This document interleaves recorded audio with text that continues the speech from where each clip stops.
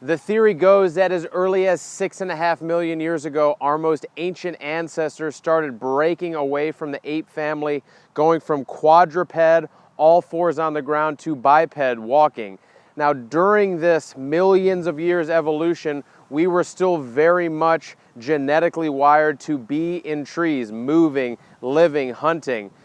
Now, cut to modern times, I am going to suggest heavily to you, when you're into this luscious, wild escape known as the golf course, find yourself a tree, start hanging simply onto this tree. From here, you can go ahead and just go into active hang. No bent arms, just simply pull the scapula into place.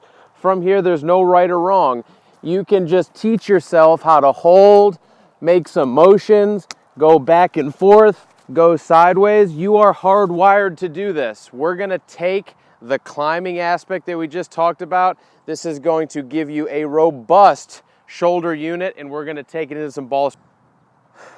Okay, so we're out of the tree and we're on the fairway. Let's talk about what's going on here. So that climbing motion, that ancient wisdom, that puts force along all different kinds of muscles, integrates the core. That is one way to get your shoulder very, very healthy as it pertains specifically to throwing. Now, evolution tells us that one of the greatest advances we had from a human standpoint is the ability via morphology in the shoulder to throw at high speeds very accurately. So again, this very deep wired genetic profiling, we want to explore that. So we've been in the trees, we're going to take it to the ball striking. So here's what you need to know.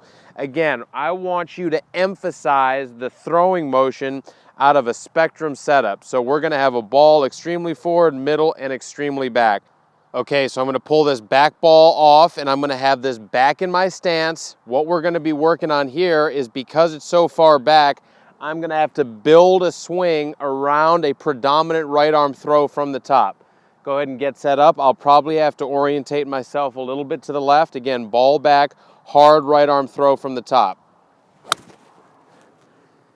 Definitely an interesting dynamic. Felt that throw pretty heavy from the top. Let's change that spectrum here and we're going to go front.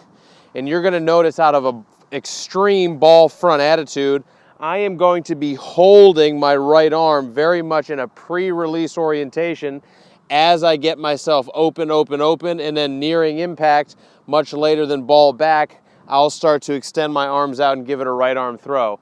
So again, ball extremely forward. I'm going to hold that throw it late.